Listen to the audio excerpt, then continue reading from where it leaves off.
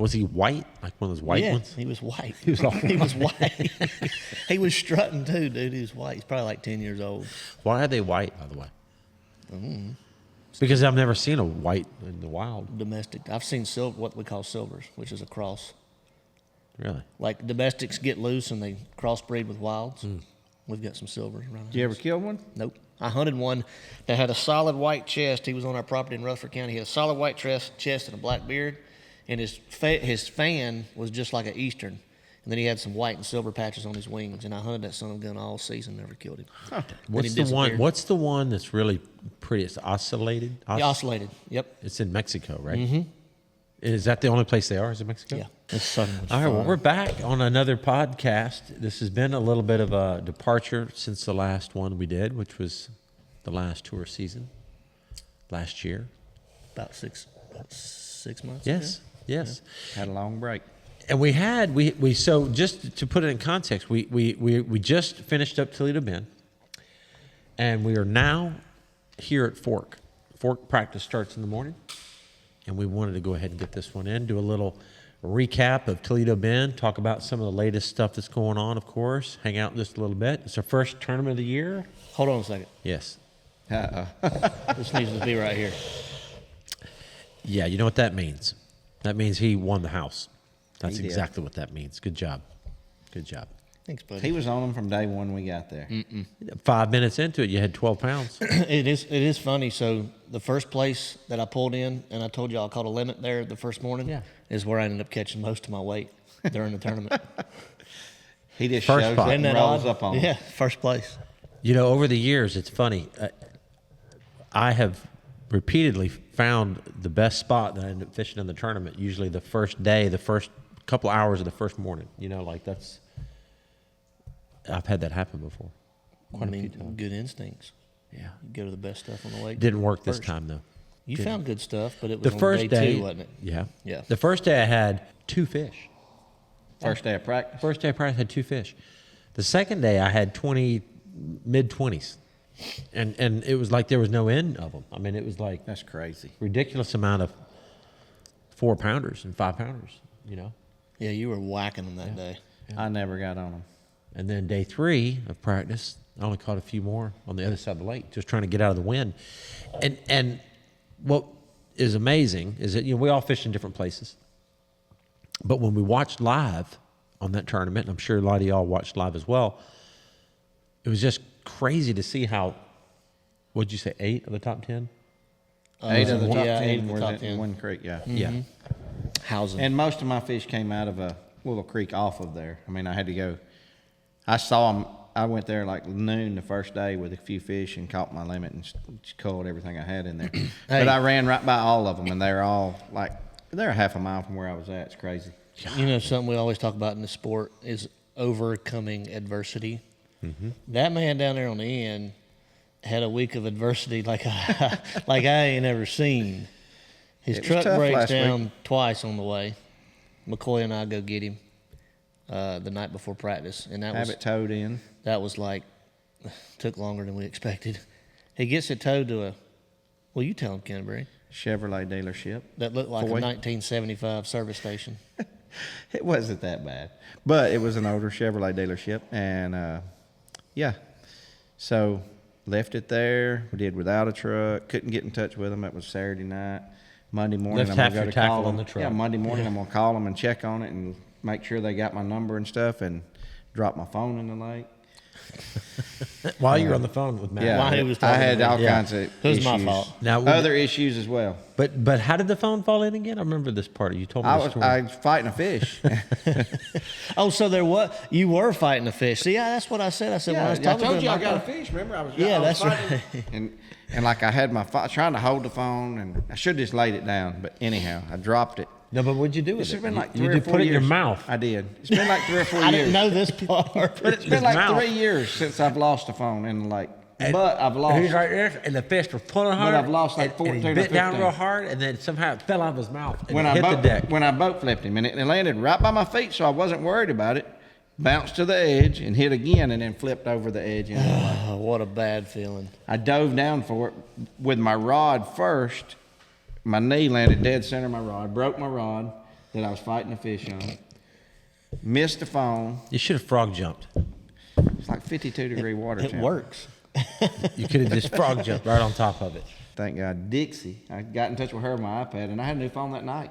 Yeah. But I didn't get it working until the next day. McCoy helped us out and got it working for me. Yeah, that was amazing. I don't know how Dixie made that happen, but the same day he loses his phone, he has I didn't even know that it was an I told option. her, I I don't know texted how- her and I said, I've dropped my phone in the lake. And she just laughed. And I said, what's funny? It's at the bottom of the lake. She said, oh, I didn't know that. She thought I was texting on it, but I was texting on my iPad. Well, that's what I got. I got a text from Scott like right after our phone call abruptly ended. Didn't you And hear it go? Blub, blub, blub? Well, I heard something, and it's like this week just got better or something like that. I can't remember what he said. He said, "Drop my phone in the lake." I'm sitting there going, "Well, how's he texting me?" I said, "Well, how are you texting me?" He said, "My iPad." And I said, "Oh, well, thank goodness for the iPad, though." It was a heck of a week.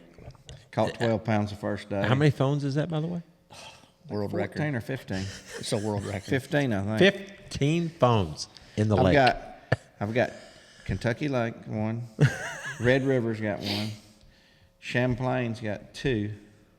Lay Lake has 2. Logan Martin's got 1 or 2. I don't know. I've got them from Florida to New York to Texas. What lake has the most?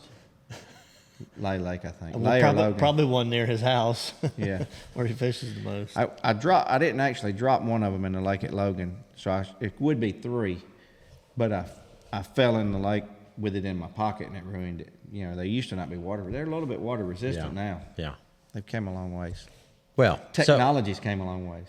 Thinking talking about that technology, boy. they say they're waterproof, but every time you get it can real see a wet, it bass never works before we right. catch Did it yours now. work after you frog jumped and saved Yeah. it at St. Clair? Did it work fine? Yeah, he still got it. I didn't Same know it one. was the same phone. Yeah, same one.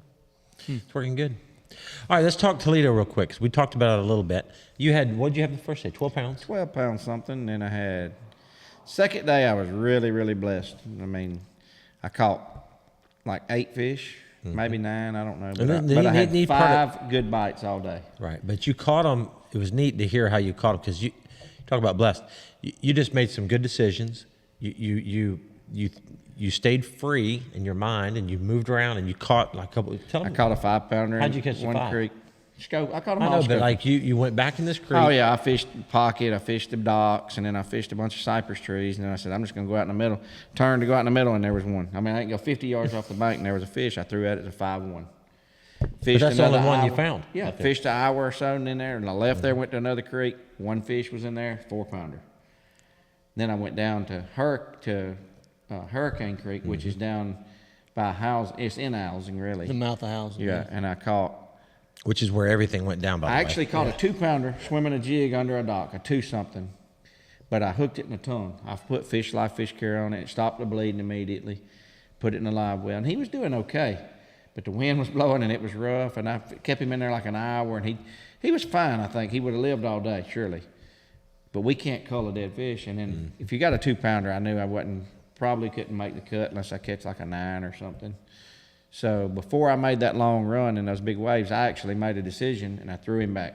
And he just sat on so you top had of the water 4 fish, and he swam off. and then you threw back 1, so you had 3 fish. Yeah, so and you went 3 back. when I went to housing. And what time was this? Like 11. So 11 o'clock. Sitting Tough on bite. 3 bass. Only had 12 pounds the first day. Has 4. I have a 5, a 4, and a 2-1. Yeah, and you throw back the 2-pounder. Yeah. So then I go down the housing, and as soon as I cut the boat off, I put the trolling motor down, I see some. I throw out, I catch a 2-pounder. I said, well, that makes up for that one. And there's a bunch of them, and I can't get one to bite, so I throw a worm out there, and I catch a 5-6. Like within 5 minutes of being there. So now I'm really feeling good. So I've got a 5-6, a 5-1, a 4, and then a 2-something. I ended up catching another 3-something for my limit fish. Well, that's 20 right And then there. on the way out, I culled a 2-pounder with another 4-pounder. Had 21-14. 22 pounds. Yeah, 22 pounds. But that's a good tournament, man. You came back from really, really bad spot, made the cut, caught another 12 pounds the final day. 12-10 the last day. Good points, good check. You did the same thing. I mean, you had a great tournament. You had 21 pounds. 22-12. 22-12, almost 23? Yeah, 18-2 on day 1, 22-12 on day 2, and then day 3 was. Yeah. bad. Had 5 little ones in day 3. Well, so here's what happened to me, guys. So practice, like I said, was The problem, hindsight's always very clear when you get done with these tournaments and you're watching live and you kind of know what you know. Then you go, golly, why didn't I spend that time over there? Why didn't I focus on that? Because it all makes sense when you see it. But for me, I didn't put myself in that area of the lake. What I had found, there wasn't anything there to keep them there. It was just basically flats. The one area in the back of that creek that Matt and I both fished probably had the biggest concentration of fish in there, and I didn't spend as much time as I needed to. I caught my 2 biggest fish there. The first day had almost 18 pounds. And then I started there on day 2 early in the morning. It was really cold, or it was chilly, and the fish were there. Obviously, you could see them, but they wouldn't bite at all. They were just really, and there was 3 or 4 other boats in there, and nobody was catching them. And I stayed in there about an hour, and I said, well, I need to leave. And I was thinking, I may come back, but I just need to get out of here and run my route. So I run down the lake. I catch a 3.5 pounder. I run over here. I catch another 3.5 pounder, and I'm thinking, okay, 3 more bites, I'll do it. And I catch a 2 pounder. I said, okay, well, I need 2 3 pounders, and I'll probably make the cut. Make the cut, yeah. So I wasn't stressing at all. Thank goodness for the pre-qualification of the Classic with the open wind, because it's taken that panic. Oh, yeah. It's taken that panic off of me. Yeah. I'm still fishing, trying to win everything I can, but I wasn't stressing. I wasn't like freaking out. So I said, I've got 3 hours to catch 2 bass in 3 or 4 places that I know where they live. All of a sudden, man, an hour goes by, 2 hours go by, and I'm like down to the last hour, and I'm like, man, now I need to go back to that other creek where I started, or do I need to run up above the ramp where I finished the day before, and I caught a 3 pounder and a couple 2.5s. So I made the executive decision to run up. There was more trees up there. I thought, I just need 2 fish. And in tournament fishing, especially on a lake like Toledo Bend, where there's a lot of local traffic, a lot of people out there enjoying themselves, you don't know what other people are doing. So when I pulled in that creek, there was like 7 or 8 boats. There was 2 or 3 of our tournament guys milling around. But the worst part for me was there was 2 different boats in the middle, and both of them were throwing Alabama rigs. And when they were literally holding fish up when I pulled in, taking pictures. Oh, I bet. And so those fish were spun out. You didn't have enough time to run back down the lake. So I thought, well, maybe I can get lucky and just scope a couple. So I would see some blobs, and I caught them, but they were short. Short largemouth, yeah. It was a weird tournament, really. Like, one day of practice, I was up the river, and you get plenty of bites shallow. That's me. Who's that guy? Get plenty of bites shallow up the river, and then we went to, but they were not big, but I thought you could get some bites, and you might catch a female in the tournament, and the first day I fished, I mixed it up. I fished about half out, half shallow, half out, and I ended up spending the last 2 hours shallow upriver, and I never even got a bite shallow. Yeah. I don't understand. The weather weird. was good. Yeah, this year's weird. Like we all know everybody's been catching them live scoping out in the open water, and that's a big deal right now. But without that, I don't know what these guys. I mean, it'd be hard to catch a good bag of fish right now, because these fish, it's like we're in this weird transition in between here in Texas where it feels like it should be going off on the bank, but it's just not quite there. It's I'm not a little sure. bit early. I mean, Yeah. this is by the time of year it's early, but the weather is just warm. I don't know. I think the too hot fish are too on the quick. same clock. They don't care about the weather. They're on the same clock. Days getting longer. I think this full moon, the problem was there was like a warming trend, massive cold front, warming trend, massive cold front. And we're going to experience the same thing this week at Fort. It's going to be warming trend, massive cold front during the tournament. So the majority of these fish, they always kind of spawn around the same time every year, regardless of the weather. You always get early waves, but it seems like the bulk of them are always like, depending on where you are, it might be mid-March or mid-April. Yeah. So and it never fails. Like, you can almost set your clock that the bulk of the lake's going to do it at a certain time. That's a good point. So here's a question I'll throw out there for the audience listening. Weight-wise, we had 100 and what, 102, 103 pounds or so? Yeah. No, 100 pounds, 12 ounces. Just over 100. Okay, 100 pounds, 12 ounces? So we had 100 pounds, 12 ounces at Toledo Bend. What do you think the weights are going to be here at Fork? drop in the comments. What do you think? Is it? I mean, this could literally. What's the record, by the way? They The had all-time like record. last time we was here, there's like 5 people broke 100 or something. It's crazy. Right. Well, much later. But what's the all-time record? Isn't it Paul Elias? Amistad For or 4 like days? Falcon or something? Yeah, I think that's right. It was like 100. Lee Livesey's the all-time record here. Here, but I'm saying. No, he broke that record. Are you sure? I'm pretty sure. No, I don't No. think so. Paul Elias still has it. The last day. Yeah, it was like because Paul had like 120 something. Yeah, 129. Oh, I think. gosh. I think he had 129, something crazy like that. Yeah. So, what do you think it's going to be? I think, obviously that's an option here. I think that could be. Yeah. What is but that? Pre-spawn. 130. 130 would be what, a 4-day tournament? What would that be? Yeah, it's over 40 pounds a day. No, that's Paul Elias. 30. What does it say? Paul. I was trying to look it up. 132.8. 132.8. 132. So that's 33 pounds a day. 33 pounds a day. You're there, Oh my God! right? Yeah. You know, Okeechobee is kind of crazy, and I'm not sure it would have happened. I almost wish I would have went fishing the last, what would have been the 4th day of the tournament. The weather was pretty good. That tournament ended on a Saturday. Sunday, weather was pretty good. I think I could have had a chance at another You don't big think bag. locals were crawling all over it? Nah, not really. Not really. I mean, the area was big enough. There was a lot of fish. Locals in there. don't. I mean, last year he had 30 pounds and was in 29th place in the tournament. Them locals don't care about 30-pound bags. We did with Hillary and I fished in tournament. I had 29.50, or Hillary and I did, and we're in 30th place. Yeah, That's I remember that. crazy.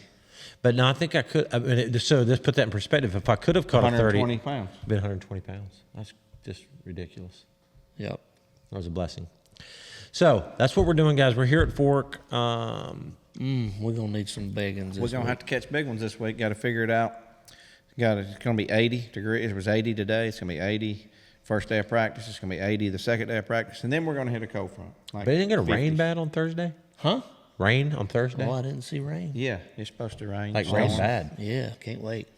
Sweet. Yeah, and like high And 55. 50 something. Yeah. Yeah, Perfect. It's always fun. Wind though, no wind. I don't think so. Not bad. Not like. I think we're gonna have wind during practice. Supposed to blow every day. 100 tomorrow, I think, How much? give or take. A lot. Give or take 80. Yeah. It's gonna blow here every day in practice. The biggest thing here is going to be figure out what stage these fish are in. I mean, this is 3 hours away from Toledo Bend. It may fish similar, but it may not quite. It may be behind. You know, those fish were really making a Yeah. move the last day or two. Corey and Chris Johnson were both catching a bunch, like sight fishing. Mm-hmm. I think Kobe Krieger made the cut sight fishing. So there was a lot of fish moving up there. So surely, hopefully there'll be some moving up here. Yeah. I mean, I want to fish shallow. I want to power fish. I mean, that's just how I want to fish. I We'll don't see. think that there's near as many bass in this place as Toledo has. No, there's a lot of bass in Toledo Bend. Yeah, and Rayburn's like more than Toledo. They need to take some of the bass from Rayburn and bring them up here and put Correct. them in this lake. No, they'd all get eaten. This one's got giants, I think yeah. the reason this lake is sometimes tough is because these fish have all been caught before. Yeah. Yeah. This probably this like It's like fishing a farm pond that's been yeah, relative to its caught size, a bunch. it probably gets more pressure than any other lake in the country, Right. based on the fact that there's like 40 guides that Oh, work yeah. this lake. Yeah. Well, I mean, and they stay booked up all the time. Oh, yeah. That plus the locals plus the big tournaments. I mean, the Skeeter owners tournaments. When you here throw a every year. wacky worm and it goes down by a tree like this, and that bass goes, I've seen that before. We need fuzzy dice We and need- crabs. I have some tricks out there that the people from the Korean company, is it Eros? Uh-oh. Got some crazy Don't stuff. tell nobody your secrets. Well, it's not a secret yet. Well, if you It's not if you now. catch them on it, it's But not. I'm not saying what I'm going to throw from there. It's just some crazy stuff. I'll show it to you. It's crazy, dude. They look like kids' toys. They do. They look like Perfect. little toys. Now I'll have my butt kicked on stuff that looks like that. Fuzzy before. dice work. Those other stuff may work just fine. Yeah, for sure. Fuzzy dice. So on tonight's podcast, one of the things that I want to talk about that I think is really interesting and something that I don't know a lot about, and it needs to be talked about. We need to figure this out because we're getting our butts kicked. It's some of the Japanese guys, Taku and what's the other guy's name? Fajita. I knew that was. I was going to call him fajita, but I knew that wasn't right. Well, Mercer calls them taco and fajita. Yeah. Taco and fajita. That's Yeah. funny. All right, so, but they throw lures that are things that we've never seen before. Right. I don't know if he did anything different on this particular tournament, but there's a good chance he was throwing a bait that we don't even know about, like Yeah. we've never seen before. He did the fuzzy dice at Seminole. That's when that got exposed. And on another tournament, right? I think he threw it a couple times. Might have thrown it at Murray, Yeah. where he top 10 He there. was throwing a crab at Murray, a little big crab. Crab. thing. He was throwing a crab, like a little soft crab. Yeah. It's so weird. Fuzzy dice. I want to ask him what determines when you throw the crab or the dice. That's a good question. Because, I mean, you talk about him catching them on the dice at Seminole and catching them on the crab at Murray, and Lord knows what he caught them on at Toledo Bend. You know, day 3, I think he caught him on He a only fuzzy had- caterpillar. Yeah, probably. day 3 he had 16 pounds. And Mercer asked him, you got any more tricks up your sleeve? And he said, yeah. And he must have brought them out the last day, catch another 30 pounds again. He had 30 pounds, didn't he? To break 100 for the tournament. Wow. I mean, it's crazy to think how he's super, super talented too. Yeah. I mean, he's fished 10 tournaments and that's 6 top 10s in his first 10 Is elite that events. true? That really is true? Yeah. Six He's top got 6 10s? top 10s in his first 10 elite events. Mm-hmm. That's a record. It's got to be the Probably. hottest start ever. Accurate statement. That's, But he's like a 5-time or 6-time angler of the year in Japan. I mean, he's like He supposed ain't to, like 26 years old. I know, or it's something crazy. Like that. wow. That is crazy.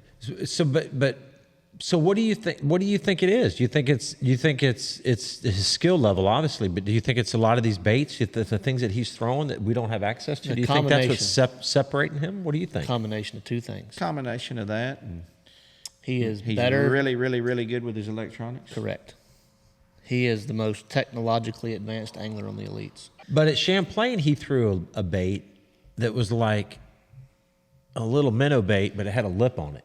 Yeah. Okay, you know what that is? what? It's that because I know he throws the jackal. It's that drift fry.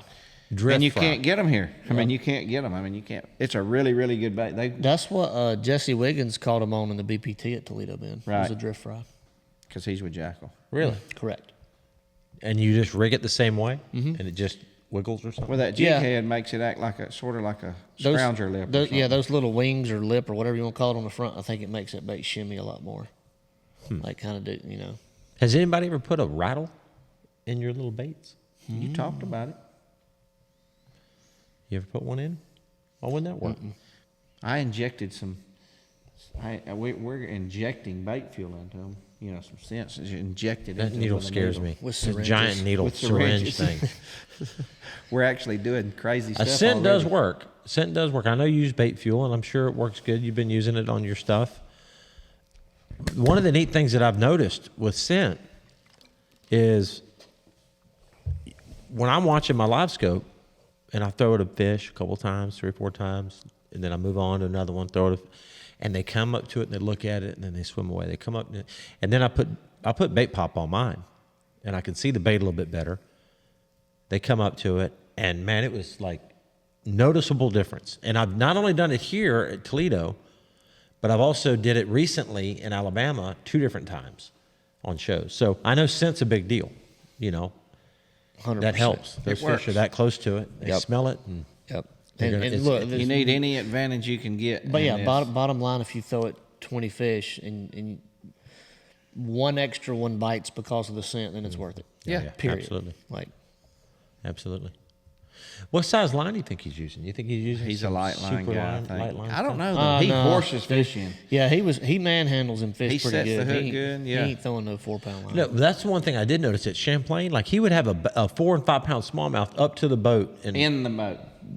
like 10 seconds. Yeah, in the boat. I don't know. He's really good at landing them too. It's So sort of- hats off to you, Vegeta. You're doing really good. We're just trying to figure out what the heck are these baits you're throwing. So drop a comment down below, guys, if y'all know some of these little things. And if there's any good recommendations on some of these JDM style baits that you guys might know about, we'd love to get a few little tips. Maybe we can get some little edge. DM us. Don't drop it in the comments. We don't want everybody to know. You know, I mean, DM us, yes. the That'd be fishing good. season, this year's fishing season is just getting going. Congrats, you're already won Bassmaster Open. That was Vegeta, special. congrats. Hey, look who just won the other event. I mean, Jacob Wheeler just won another one. His seventh one over there. I mean, it's crazy. that's his 7th He win. won today. Yeah. Pretty strong. Hey, I was sitting there beside Taku on day 3 of Blast Off, and I was trying to scheme up a plan with Taku about, he's a little bitty guy, right? Yeah. Little skinny guy. That I could stand guard if he would just slip up under Koya's boat cover. Because first thing I asked him was, I said, Taku, I said, does Koya not share all his little tricks and stuff? He said, no, he don't share it with me. And I said, well, we gonna have to figure something out. I said, I'll stand guard, and we're gonna slip you up in his boat while he's sleeping at night. He kind of giggled, but then, because first thing I asked him, I said, you throwing that smelly shrimp here? Are they biting that smelly shrimp? Because, he throws those smelly shrimp. You know what I don't he's know what throwing? they are, but they stink. You know what else he's been throwing? What? He's got a blueberry scent. He said he loves blueberries, and smallmouth loved the blueberry taste. What? Taku, yeah, he says smallmouth love blueberry. He's been putting blueberry scents on his baits now. I'll try anything. I did kick my butt. I'll try what was anything. it? Strike King came out with coffee scented, so we might as well try some crazy stuff. Well, Taku giggled, but he didn't say no. So He's like, oh, yeah, no. no, I said he giggled. He didn't say no. He didn't He say didn't no. say Yeah, no. he didn't say no. So we're gonna try to. He didn't say yes, but he didn't say no. We're gonna. Try I bet his to, boat's really organized too. I bet if you open it up, everything's Koya's? like more organized than yours. Yeah, like I just won't. Like I don't know about you that. could give. No, yeah, no, I'm guaranteeing it's more organized than mine. You give somebody. I've still never seen Matt wipe his boat down. I've never seen him clean his Have you truck. ever seen it dirty though? Never seen it dirty. It's never dirty. It's never dirty. It's Matt. I've never seen his truck or boat dirty, and I've never seen him clean it. I've never seen him rig tackle. I don't know when he rigs tackle. I have zero clue when that happens. the Toyota dude. They repel dirt. It's like. It's Have you ever like- seen him rig tackle? he- I've never he'll seen him stop- even. He'll go on the water, like during the day. He'll just pull under a tree and rig all his stuff, so he ain't got to do it I've done around that us. a few times. Yeah. A bunch. And like the first day, he's never been. I go to Toledo Bend. I've never been there. I want to know how to ride around, know how to get around the lake. I've got a good idea of how to run. Matt's never been there or nothing. He goes out on the water. Something's broke on his boat, a battery or something. He's back at the service yard till like 10:30. Oh, I forgot He about finally that. gets in the water. First day of practice, he gets in the water like 10:40, 11:08. He's got a limit. It Said, wasn't I ain't that got quick. a bite yet. I ain't even had a bite. And he's got a 28 limit. minutes. Yeah, That's about right. it was right. I think I just hit a little window when they were biting. They didn't bite for me in that window. Well, I mean, you all you told me was how dangerous that place was. I didn't see hardly no timber when I was Dude, there. I was scared to death first couple of days. And I probably did some crazy stuff, but I ran. Anywhere I didn't see a tree, I ran. Well, I you don't- can't if you don't see it, you're not going to hit it. That's the way I did. And I mean, debatable. I may have got lucky. I don't do know. that at Fork. Do not do that at The Fork. locals will tell you not to do that there, I bet you. Yeah, there was a lot of corners cut in our tournament, and I'm sure, like my marshal on day 2 or 3. Well, I think all of them were local. Like 2 of them were local. Yeah. I'm sure I cut a few corners that they were probably wanting to grab me and be like, "Hey, You know what would idiot." be neat to do? When you jack your jack plate all the way up, you lose your water pressure. Could we not figure out a way to have some type of external water flow coming into your engine that's not coming in through the 2 holes in the lower unit? Maybe. Where you flip a lever and it's like maybe you have a little scoop on the bottom of your boat that forces water. So then you could trim your jack plate all the way to the top and your prop would barely be in the water and you could just run as long as you want across the flat. That's how we do those tunnel holes. Yeah. I mean, because But- you could literally, but the once you're on tunnel- plane, your prop it doesn't need a whole lot in the water to keep That's it going. right. But you just lose your water pressure and then the engine gets hot in about 20 seconds and then you have to stop. But if you You'd also Yeah. probably sling a lot more ears on your props too, because your prop would get hot. yeah. It'd be nice to do that. You could cut a lot of corners in, Yeah. you know? Yep. So everybody's talking about live scope. Everybody's talking about catching them on the minnow baits, which is, any style, little minnow, little fluke, little 3X plastic, little Jacob Wheeler's little deal they're talking about a lot. It's crappie fishing for bass. Yeah.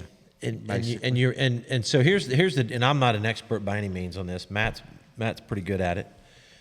But you have to evaluate every fish you see on your screen on what size weight you want to pick up. So in essence, you need to have, if it's a pretty calm day, you need to have an 1/8 ounce, a 3/8 ounce, a quarter. You might need to have 4 rigged up. 3 or 4 to choose from. Yep.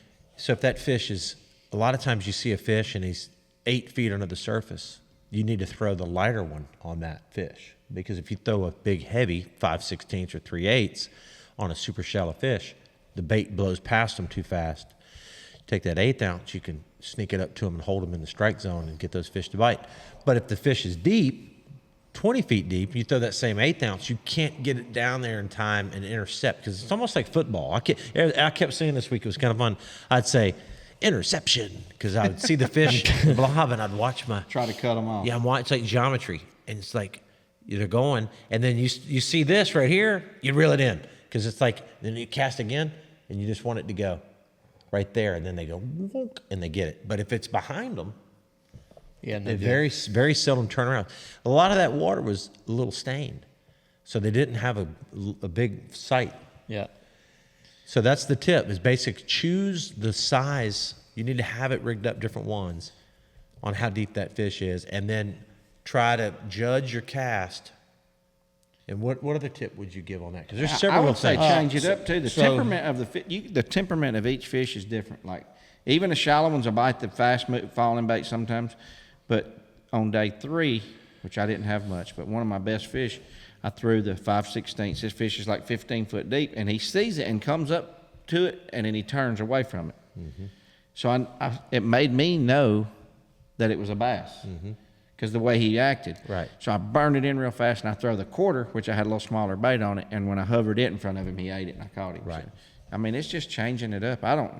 Yeah. Like you said, you said you're not good at it. I'm definitely not good at it. I think I'm good at catching crappie on it. I can catch crappie really good on it, and that's what I do, is Back I home. experiment Yeah. with different size heads and different baits and everything while I'm crappie fishing. I just don't bass fish that much like that. Right. I think the most important thing is making your first cast count. Yeah. I pick up on a fish, see him at 190, 100 foot. I run a Lowrance Ghost with active target too, and I'll always kind of feather my trolling motor a little bit before I even attempt to make a cast to make sure I know which way that fish is headed. Mm-hmm. To me, it's like shooting a dove. Like, you got to lead them. Yeah. And you got to put it right in front of them, the direction they're going. Right. You put it behind them, you put it below them, things like that. Yeah. You're wasting your time most of the time. Yeah, you got to practice your cast. You got to make sure your transducers on your trolling motor straight. It's very important. Mm-hmm. So that way you can indicate which way the fish, to cast. But like Matt said, take your time, get up to the fish. Don't make too far of a cast. Because at 80 or 90 feet, which you can do about an 80-foot cast. Yeah, but depending on the water clarity is where that comes into play the most. Right. For that, well, how but hard the also at wind's 80 blowing. feet, Yeah. at 80 feet, it's hard to hit dead on it. You might be 5 feet, 10 feet away, but you know what I'm saying? Because Yep. it's the angle. And if you see one, like, it's a lot harder to cast at one at a 90-degree angle on your Right. forward-facing Yes. sonar than it is at this angle. Right. So if I see one 90 feet over here, I'll spin the boat straight at him. Correct. Before I actually even attempt to make an That's a efficient good point, cast. because that is good, because every time I've gotten okay at doing my side cast, but I would say I'm only 50%. Yeah, and this is way. And I'm at more 80% efficient. going this go. way. Yeah. And always don't go short, go past them if you have to, because you can always reel it up. You'll get the bait on your screen, reel your bait to where you think that line's going to meet, and drop it on them. And then again, like Matt said, which is good, and I do that same thing, is you'll see that return, real bright return, and then if you turn it this way, it starts to fade away, but then I'll go back, and if the return comes back quicker, all of a sudden I can kind of tell that he's going to the right. Mm-hmm. But if I go this way, and then I come back and it's longer to go back to find him, then I know he's going I can kind of tell. So Okay. There's a lot of definitely practice to do with it. an art to it, which There is is. why certain guys like, especially Wheeler and Connell over there, Fajita over here, some of the younger generation anglers that we have now. Of course, Milliken lives and breathes the I mean, everybody forward-facing thinks, a sonar lot of deal. people that are watching this that really don't know much about live sonar, they think, oh, this is, so easy. You just go out there and just no. It's very specific. it is very specific. There's a lot to know, and it is fun actually when you get it dialed in. Sure. I mean, it's like It's always fun to get a bite and catch one. it is cool. It is cool. So I caught a lot of fish this week It's on a it. little bit of fun. It's not fun like setting the hook under a dock on a jig. Nah, that's more fun. No, it's Yeah. way better. Yeah. Buzz Or bait down the frog- bank's better. frog blow-ups That's right. and But it's things like okay. that, yeah. To reel a bass in is okay. Except for like Matt, he said he felt sorry for him. They were up there, they're easing in to spawn, and he's just picking them off. He actually said he felt sorry for them. I did. I have a confession. On day 2, when I had 22, whatever, He was wrecking them that day. and I'd caught a good amount of fish that day. And I got to a point, and I never in my career did I ever feel this before, because we don't pity the bass, because usually they kick our butt more often than not, right? Yeah. And I actually kind of felt sorry for them. Because they can't hide. I mean, They can't hide. rest. They can't rest. We can see them wherever Yeah. they may go. They can't hide. They can't make it to the They bank can to spawn 'cause snuggle we're up jerking next to them a out. tree, but he'll move eventually, and you'll see him there. Yeah. It's And funny. you fire off at him. And I felt bad for him. But I didn't feel bad for them at all because I found them and they were snuggled up next to trees and they were doing all that and they went like this. They gave me the fin, dude. The They gave me the fin. fin. So I didn't feel sorry for them at all, actually. So, all right. So, guys, thank y'all so much for hanging out, and we will see you in a few days. Thank you. We gone. We'll see you. Propwash out.